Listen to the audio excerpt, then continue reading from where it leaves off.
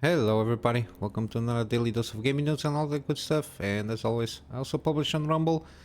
Seems to have started syncing the footage, not all of them, but at least at the moment my main hub of content is here on YouTube, so I'm not that very much worried about it.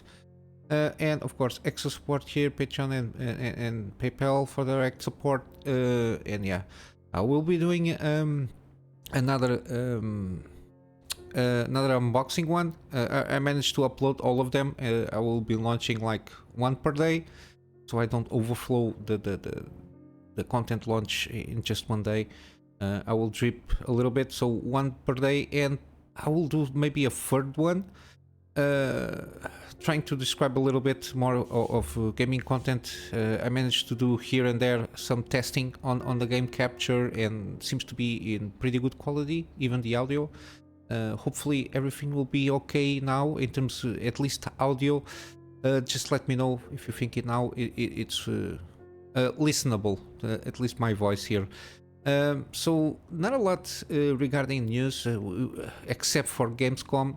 Not a lot of hardware, some tidbits here and there, but nothing that it's around my field of interest here. So I'm basically going to cover Gamescom, a lot of trailers. We didn't see. I think we're going to see throughout Gamescom more in depth, like for example gameplay stuff there. But the on live night something or night live, whatever they call this opening show here. Now officially Gamescom is open, but we got a lot of trailers. But I still managed to get see some interesting stuff in those trailers, even though it's all about already upcoming games, so nothing new announced except for one or two games, but nothing that it's on my field of interest, sorry. But yeah, this one, Crimson Desert, it's an interesting one. I've been covering here and there when you got some decent news. The latest was that they had like the quarterly earnings or something like that, and the CEO said we will get some a trailer in Gamescom, and we really we did add one. Very interesting how they are going about it. Seems very, in terms of pure gameplay, seems very kind of the veins of the Zelda games, this last one. So seems very open, orally. It's interesting how they went about it. At least showing the gameplay trailer, you have your mount. Seems like Red Dead Redemption. You have to dominate your mount.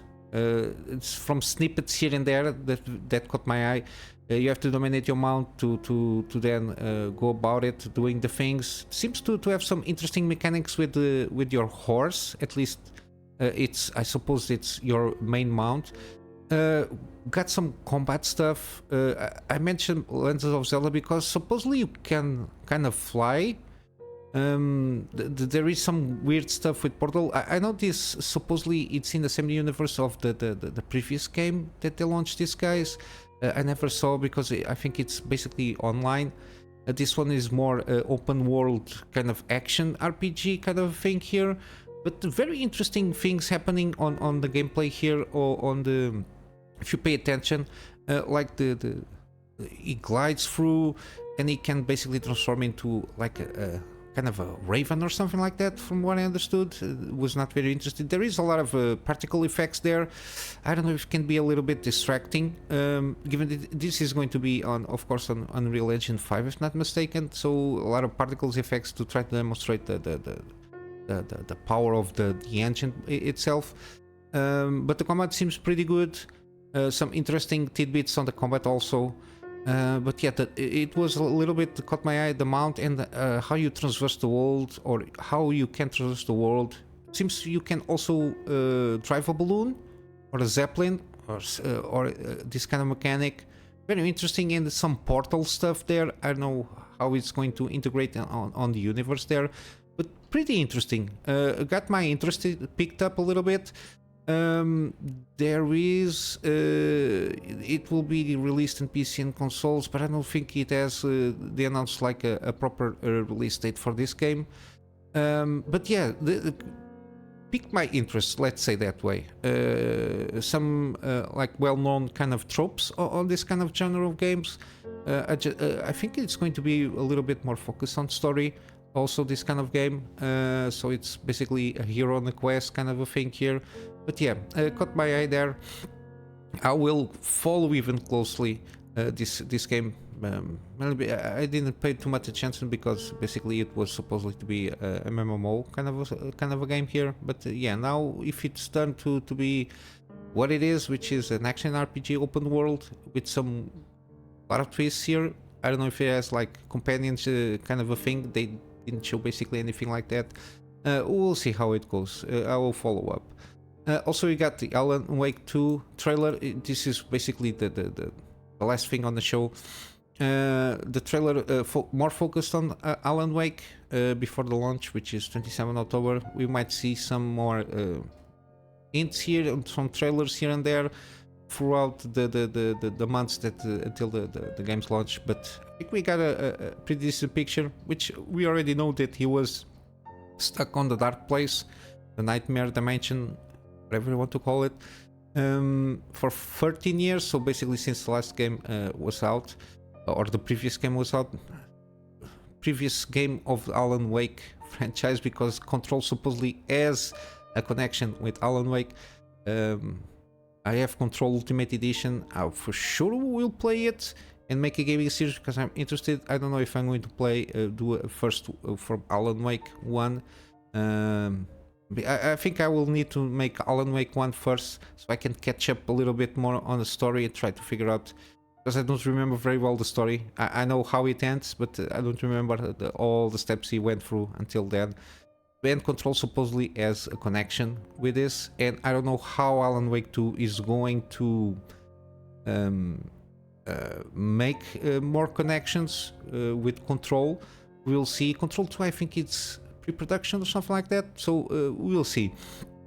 The trailer is like a mix with live action, with some in-real, with some game footage and some CGI stuff there. A little bit of mix of both. Interesting how they went about it. It's a horror game, so a little bit on there, but basically it's the story will be basically Alan Wake trying to get out of the nightmare by writing himself out of there, but with that basically it's going to have some kind of echoes what happened to him in the first game, because there is like some hints that the guy Alan Wake basically is like a creation of imagination. That's why I don't think we have like a lot of detailed backstory here, but supposedly what I got the hints here, it's possibly Alan Wake was created out of figment of imagination from the guy that was previous on the Dark Dimension. That's why he went to, forgot the name of the city there, and then he basically went and tried to do the things he did in the game. I don't want to also get into much in spoilers if you never paid attention to Alan Wake. But yeah, the things, the team's approach on Alan Wake seems to give some indications that he was basically created out of the figment. It was written in existence to a certain degree, and I think this is him trying to use this kind of a same trick. So basically, for him to get out, somebody has to get in. To a certain, there is. Seems to me that it has to be somebody always in the dark dimension or the nightmare dimension in this kind of world. And we saw how the guy calls, I always forget the name, Some Lake, I think it's, yeah, Some Lake, yeah. There is like a capture of him that seems to be like Max Payne, but it's basically the name of one of the fictional characters from Alan Wake novels. That's a hint that he basically was written in existence by Alan Wake. There's some hints there. We saw like snippets of this character, even on the I don't know how to call the girl in a game. Always I I have terrible memory for names. The secondary character, which is basically going to be interchangeable between them. I don't know if she's been attracted like Alan Wake to a certain point. And in this case, it's that guy, the detective from Alan Wake books, that is created to try to remove Alan Wake from there. It's going to be interesting how they're going about it. There is a lot of mystery around it, which is good. I don't like to be spoiled all over. But yeah, a little bit of trippy drive here to the dark place. But it's going to launch right 27 October, so almost there. Also, we got good information and confirmation from Cyberpunk Phantom Liberty things. There was a preview like a month or two ago regarding some people that played a little bit of Phantom Liberty DLC, and they noticed a lot of tweaks and changes and improvements on like the base game mechanics to a certain degree. So things that are that were basically they noticed that were not part of the DLC itself, because it was very part of the base mechanics of the game itself, which was basically the police stuff, the combat vehicles, and how they went about it in like more like a revamped tree, perks, weapon perks. There is like a new skill tree, also a relic skill tree. And basically this is all part of the 2.0 game. That was a little bit of speculation that a new update will come for the base game with all these kind of new things here, and of course then attached with it will if you have bought the Phantom Liberty expansion, I think it's going to be more about the adventure itself. It will unlock, of course, more weapons specific to the DLC and kind of the cosmetic stuff and armor, all that stuff, cyberware, from what I understood. But yeah, it seems that yeah, the trailer basically focused a little bit on the combat stuff. We already had like the story trailer, so not much more to get around there until we play the game. But yeah, all these little tweaks here and there, the improvement, quality of life also will come to the base game with this update here. So good news. They've been upping up their game, CD Projekt, regarding this game. Messy launch to say the least, but they've been improving basically in the last 2 years, give or take. I think it helped a lot the fact that NVIDIA focused on them very well, very much on the RTX kind of things here. It helped keeps also a little bit the game to maintain their relevancy, because whenever there is like a DLSS stuff or RTX or RT stuff, they will come up with this stuff with the game itself. Also, we got some Nightingale kind of a teased kind of trailer. With some early access launch in February 22 next year. It's going to be really interesting. Now I think they are more defined here. Supposedly this is going to be a shared world survivor crafting game. The share stuff, I don't know how it's going to work, the multiplayer here, but lost me a little bit there. I don't like, out of principle, like multiplayer games that much. I can how do you call it, like the Dark Souls system, which is isometric. I don't know how do you call like the thing. You don't have to be per se connected with in the internet to play your game. But we will see. It still got my interest, because this you supposedly can do a lot of stuff in this game. There was like in the trailer a thing with cards for you to basically spawn your universe per se, or your world. I don't know how this is going to be, how this works with the story in terms of the mechanics. Also seems that you can spawn with the cards like a fairy tale kind of thing with Lovecraftian kind of a theme also mixed together. I don't know. What we do know, it's going to be in early access, I think, mainly because a lot of the mechanics associated with this, like you got base building, resource management also, and should have like a balance to those things. I don't know if they're going to take advantage of the early access to get some feedback regarding that. Supposedly the final game will be like $30, so we'll see how it goes in terms of, for example, microtransaction and all that stuff, because a game that is being ramped up as to be an excellent game, I don't know, because but for the fact it's going to enter early access and being a little bit hyped up, we'll see how it goes. I will continue to follow, and of course, if it is something that it's not in my interest, I will let go. I will release to anybody that is interested. But if it keeps my interest, I will keep covering it. Also, we got some Assassin's Creed, another trailer, like more focused on Baghdad, which is basically where the game will be happening. Not much more information was given.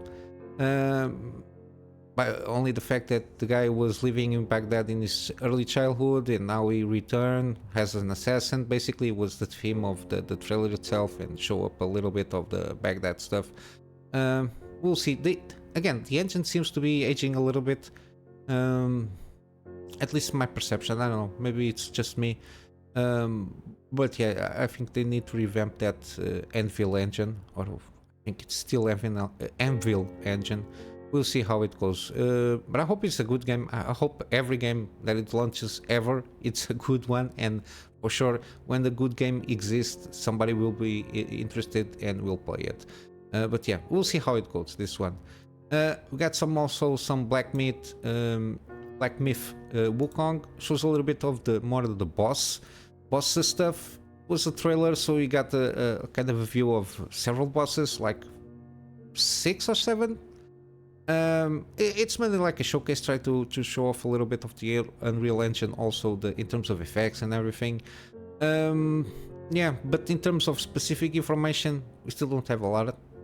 They don't have like a release date somewhere next year, since the last time they announced with that little funny trailer, that saying they're sorry and they commit themselves to 2024. But yeah, it's going to be it's based on the journey to the west from Chinese folklore and mythology, of course. We got the monkey god, or I think it's called monkey god.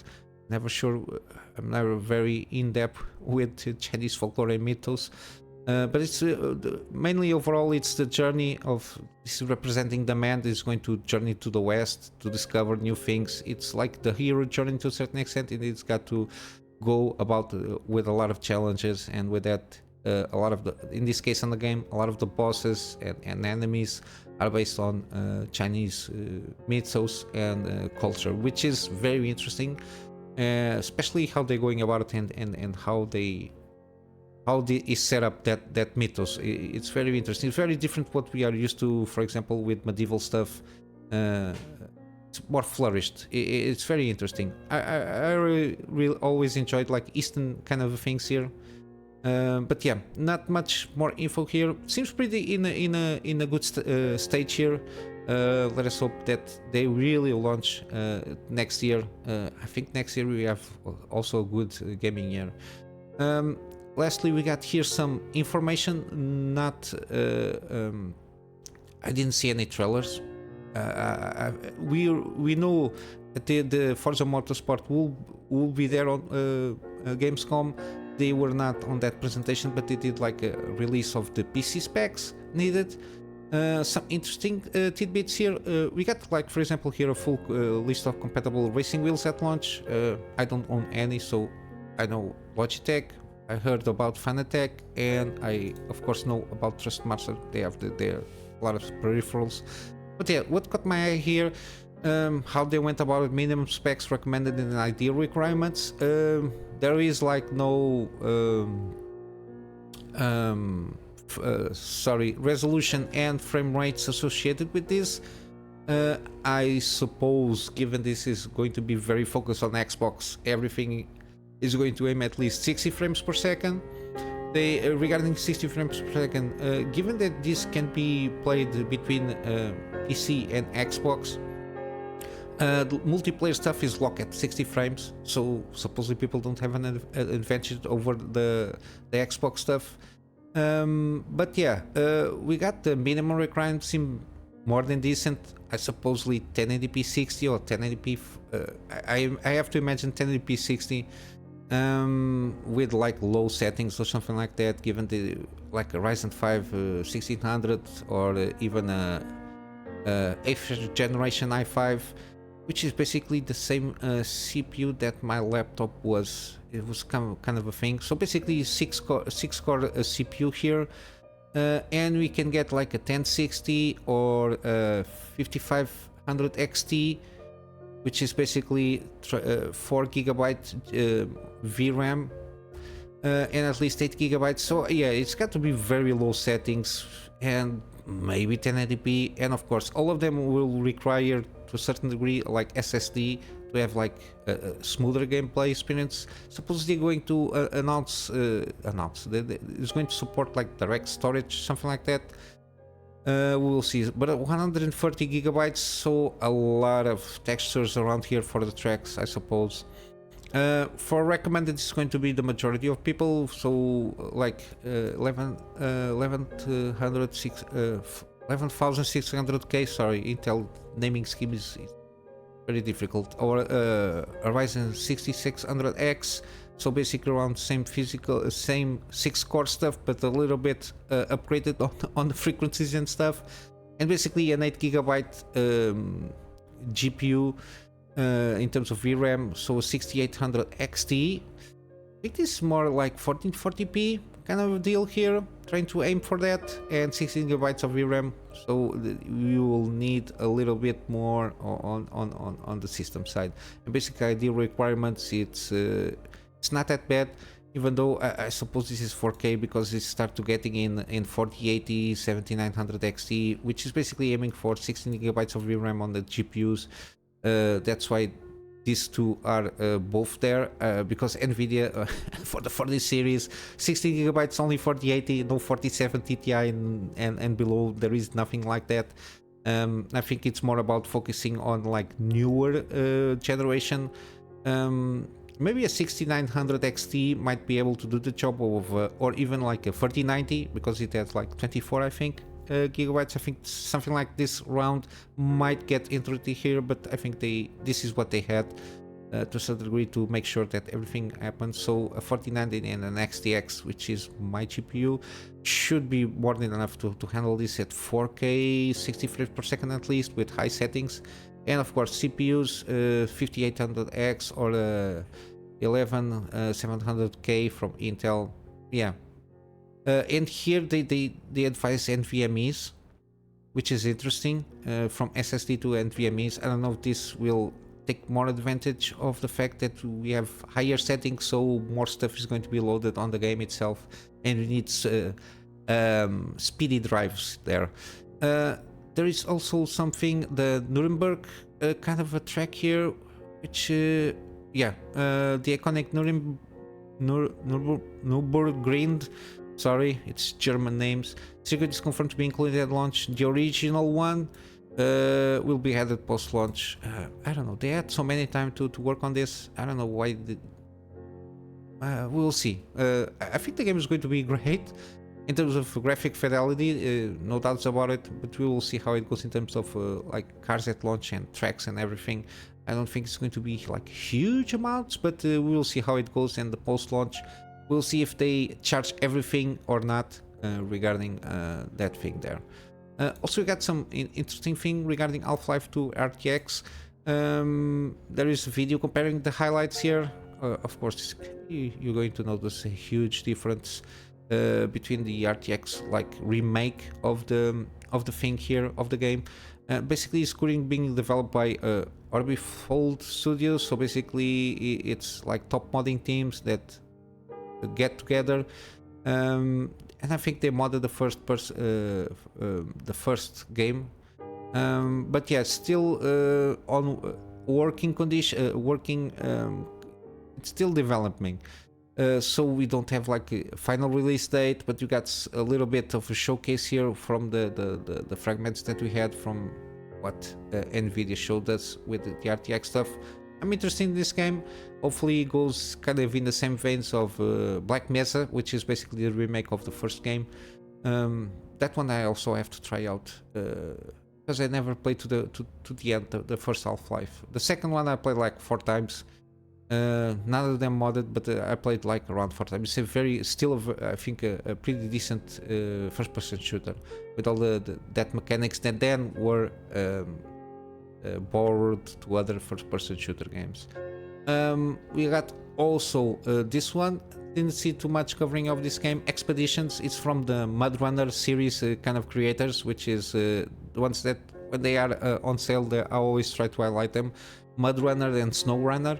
They're going to launch a new game which is called Expeditions. Basically, I think it's like even bigger open worlds kind of a stuff here, or at least bigger open areas, and more kind of focused more on gadgetry also, but a lot of exploration here. You got the drone here to figure out like the terrain, how it goes about it, to survey the terrain before you go about it.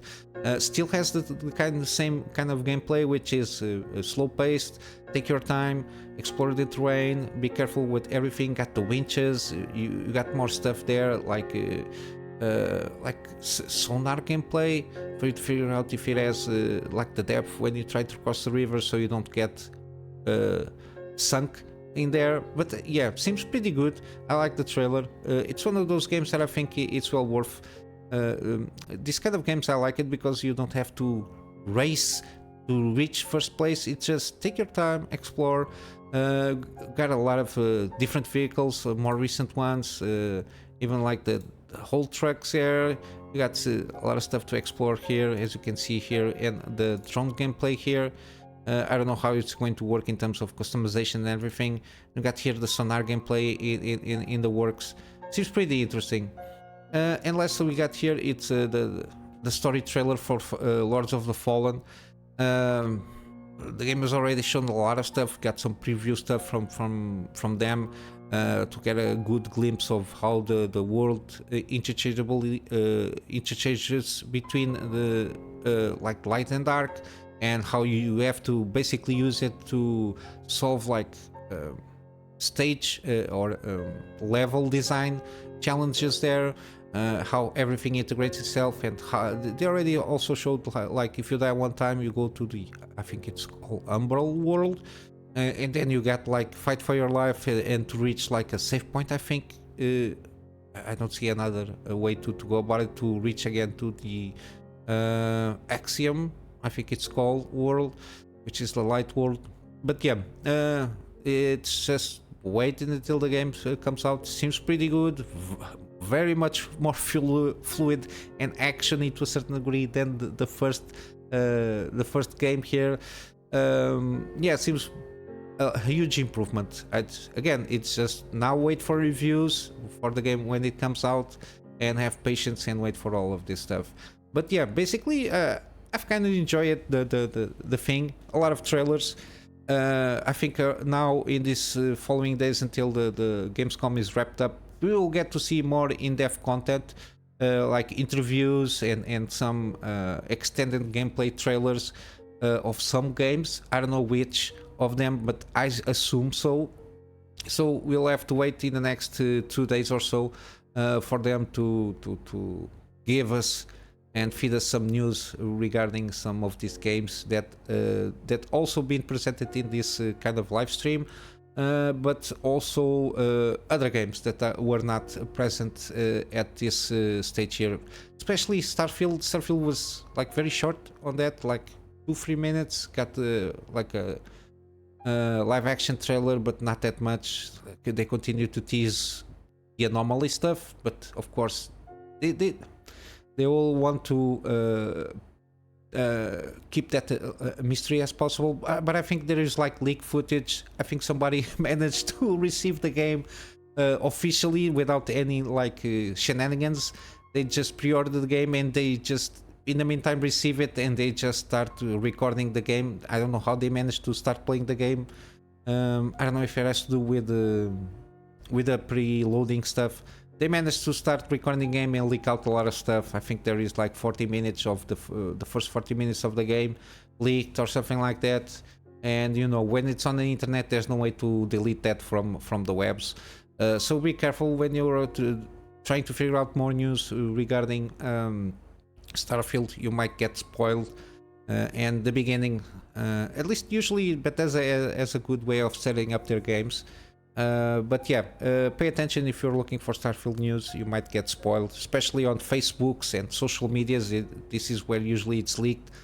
this kind of stuff. And even on YouTube, sometimes there are people that don't, at least before the games are launched, they don't respect too much the fact that people want to get just looking for information without getting spoiled. And sometimes you get this kind of nasty surprises. But yeah, for today, in terms of news, this is it. Later I will also be launching another unboxing video, and probably will manage to do another video trying to explain how I'm going about it, the gaming series, because I have basically 5 years of games to catch up in terms of playing them. So it's going to be very interesting how I'm going about it, that thing there. And with all that said, guys, I hope you have a wonderful day, and I will see you in the next one. So until then, Kunamy Master out.